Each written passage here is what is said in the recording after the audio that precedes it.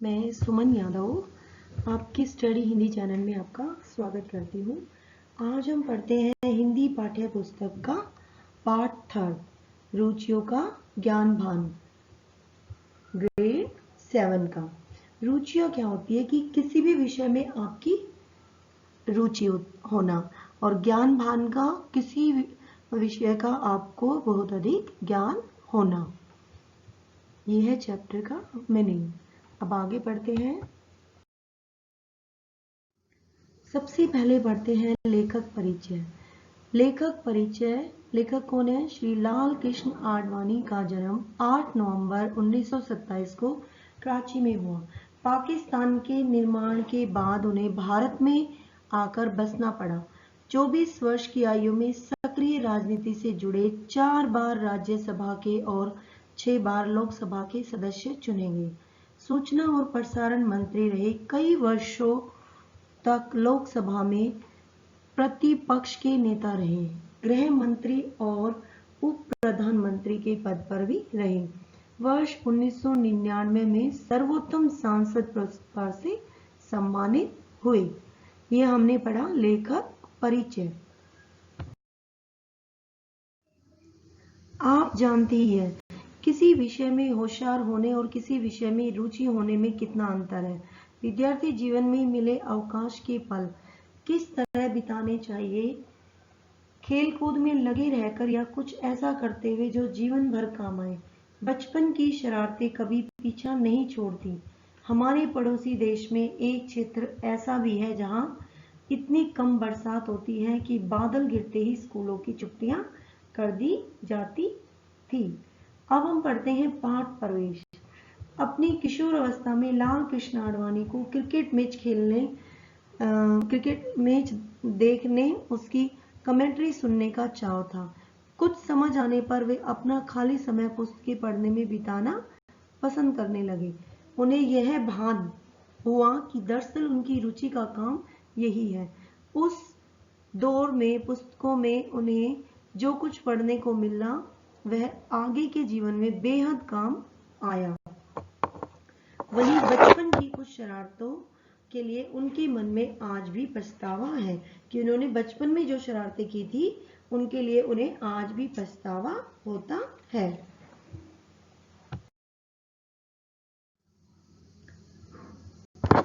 अब करते हैं पाठ शुरू। कई प्रतिभाशाली विद्यार्थी विज्ञान और गणित में ऊंचे अंक प्राप्त करते हैं, इसलिए वो सोचते हैं कि ऊंचे अंक दिलाने वाले इन विषयों में उनकी रुचि है, परंतु यह वास्तव में सच नहीं है। जैसे जैसे विद्यार्थी बड़ा होता है उसकी समझ बढ़ती है कि वास्तव में उसकी रुचि क्या है। मेरे मामले में अपने कॉलेज के वर्षों में मुझे पता चला कि मुझे अंग्रेजी साहित्य में अधिक रुचि है। सन 1942 में जब मैंने हैदराबाद सिंध के दयाराम गिद्दूमल कॉलेज में प्रवेश किया, भारत छोड़ो आंदोलन शुरू हो चुका था। शहर में स्थिति अशांत होने के कारण कॉलेज मुश्किल से ही सुचारू रूप से चल पाया और अधिकांश विद्यार्थी इधर उधर घूमते रहते थे।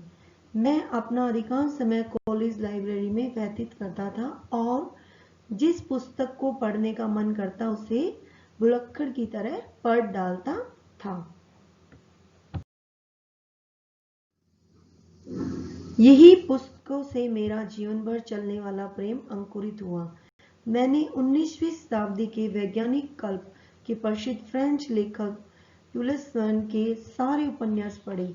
Journey to the centre of the earth, 20,000 leagues under the sea, around the world in 80 days आदि। ये उपन्यास उन तकनीकी आविष्कारों का वर्णन करने में काफी भविष्यदर्शी और सही थे जो कई दशकों बाद अस्तित्व में आए। उदाहरण के लिए Paris in the 20th century, air conditioning, television आदि का उल्लेख करता है जो कि वर्न के समय में अस्तित्व में नहीं थे। इसी प्रकार उपन्यास from the earth to the moon 3 अंतरिक्ष यात्रियों के फ्लोरिडा से अंतरिक्ष के लिए रवाना किए जाने और उनके समुद्र पर उतर पृथ्वी पर लौटने का वर्णन करता है, जो अब 1969 की अपोलो 11 की यात्रा का लगभग पूर्व प्रदर्शन जान पड़ता है।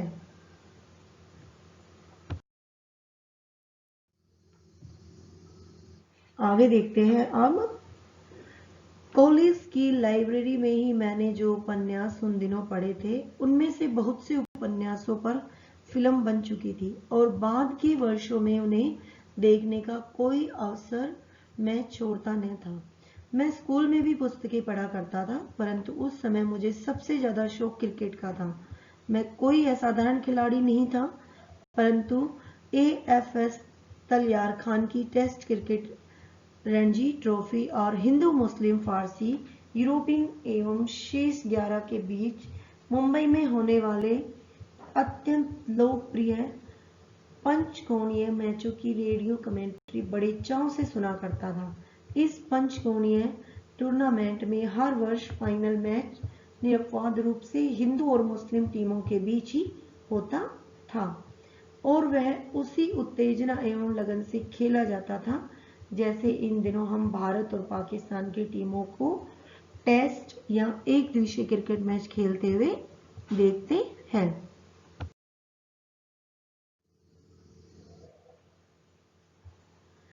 रेडियो पर तलियार खान की आवाज जादुई लगती थी और बहुत से क्रिकेट प्रशंसकों की तरह मैं कमेंट्री की उन शैलियों का भी उतना ही प्रेमी था जितना कि क्रिकेट मैच का। मैं अक्सर उनके द्वारा दिए गए खेल के विवरण और विश्लेषण की नकल करके अपने दोस्तों का मनोरंजन करता था। मुझे याद है कि मैंने एक ही बार स्कूल से भागकर कोई शौक पूरा किया था। उस दिन रेडियो कमेंट्री सुनने की बजाय मुझे सिंध और महाराष्ट्र की टीमों के बीच कराची में होने वाले रणजी ट्रॉफी का फाइनल मैच देखने का मौका मिला था। महाराष्ट्र टीम के कप्तान DB देवधर थे, जो 100 वर्ष तक जिए। उसी मैच में मैंने विजय मैर्चेंट, विनू माकन तथा सिंध के नओमल और MG मोबेद जैसे महान खिलाड़ियों को खेलते देखा। इसका फर्स्ट पार्ट रुचियों का ज्ञान भान। अब इसका सेकंड पार्ट भी आपको जल्द ही मिलेगा।